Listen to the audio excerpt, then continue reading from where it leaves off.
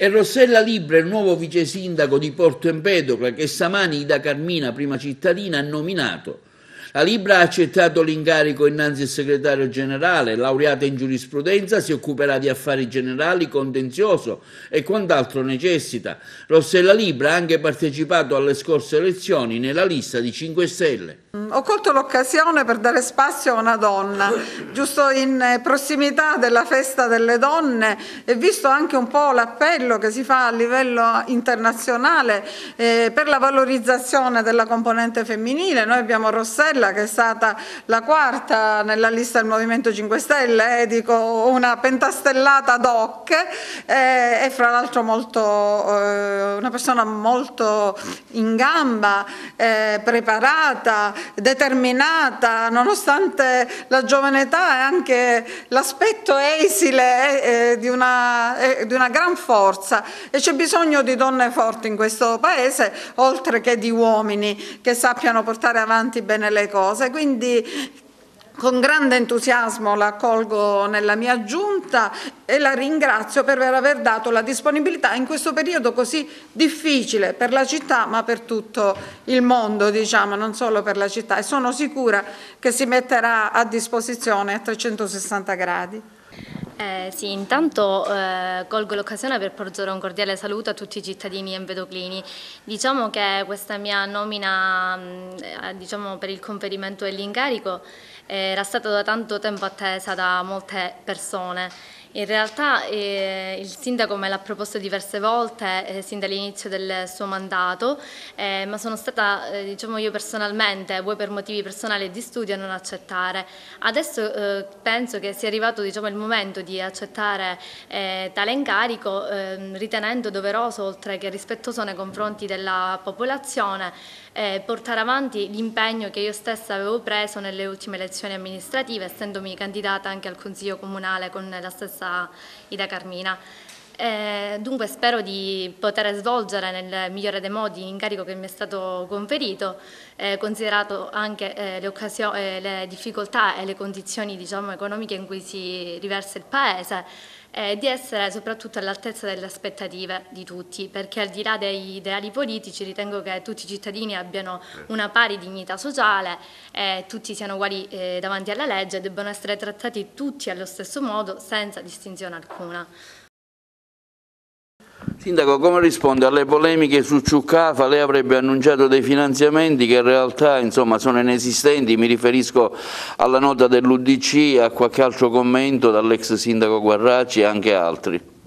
Non è che siano inesistenti, noi siamo stati ammessi a finanziamento, infatti nei vari allegati poi si vede che siamo fra i pochi ammessi a finanziamento. Il problema è che il Ministero ha inteso dare priorità agli interventi sul dissesto idrogeologico, cioè frane imminenti, costoni che derivano a mare, eccetera, eccetera, per cui ha fatto una sorta di prima graduatoria. Entro 10 giorni daranno 10 giorni o insomma nei tempi della burocrazia daranno la risposta ai comuni, i primi beneficiari, e poi si scorrerà la gradatoria. Quindi, essendo stati ammessi a finanziamento, se non in prima battuta, ed essendo fra l'altro fra i primi in gradatoria della lista B degli interventi sul territorio e non di dissesto idrogeologico, è presumibile che saremo a breve anche ammessi a beneficiari del finanziamento, perché già siamo ammessi a finanziamento, ma non ancora beneficiari perché si attende lo scorrere della gradatoria. Ecco, sul fenomeno immigrazione, lei sempre polemica, critica, aveva chiesto anche una sorta di zona franca per Porto Empedocle, ora c'è il nuovo governo, cosa si ci aspetta? Vabbè, quella richiesta è sempre valida. Chiaramente questa chiusura dell'esperienza del governo Conte e l'inizio dell'esperienza del governo Draghi pone una serie di quesiti che noi porteremo comunque avanti, anche perché solo ieri c'è stata la definitiva composizione del governo con il giuramento dei sottosegretari. Anzi, faccio un grande augurio ai sottosegretari siciliani, che sono tutti del Movimento 5 Stelle, ci tengo a sottolineare, perché sono Giancarlo Cancelleri per le infrastrutture, Barbara Floridia per l'istruzione e il terzo, adesso non mi sovviene qual era, comunque Manlio Di Stefano per gli esteri. Anzi, devo dire, perché magari non si sanno tante cose, che durante questa pandemia, quando ci sono state situazioni particolari di empedoclini che si sono trovati all'estero e nella difficoltà di rientrare, noi abbiamo avuto sempre la Farnesina al nostro fianco. In ultimo è rientrata una ragazza positiva dal Marocco, grazie proprio all'intervento diretto del Ministero di Luigi Di Maio, eccetera. Quindi devo dire che faccio un grande augurio a tutto il governo, ma anche ai nostri siciliani, di portare avanti bene in alto la Sicilia sempre. Mi dispiace anzi che negli altri partiti non si sia addivenuta la nomina di siciliani, perché effettivamente era un po' sbilanciato il governo a favore, c'era un fronte del nord molto forte e invece la nostra terra un po' ha posto rimedio il Movimento 5 Stelle designando 3 siciliani. Come vede la nuova guida di Conti? Si parla di un Conti alla guida di 5 Stelle. Ma intanto vediamo come si evolve la situazione. Certamente il Presidente Conte era già stato da noi designato come Presidente del Consiglio, quindi riponiamo in lui una grande fiducia, si è dimostrato all'altezza della situazione, è stato lui in realtà a recuperare i 209 miliardi che ora sono a disposizione della nostra Italia, perché come nuovo piano Marshall, perché ci si possa risollevare, quindi sicuramente è un uomo di altissimo livello. Certamente ci sarà un dibattito interno, ma noi siamo un movimento inclusivo, non andiamo ad escludere le persone, ma a includere, come io ho sempre detto, tutti gli uomini di buona volontà.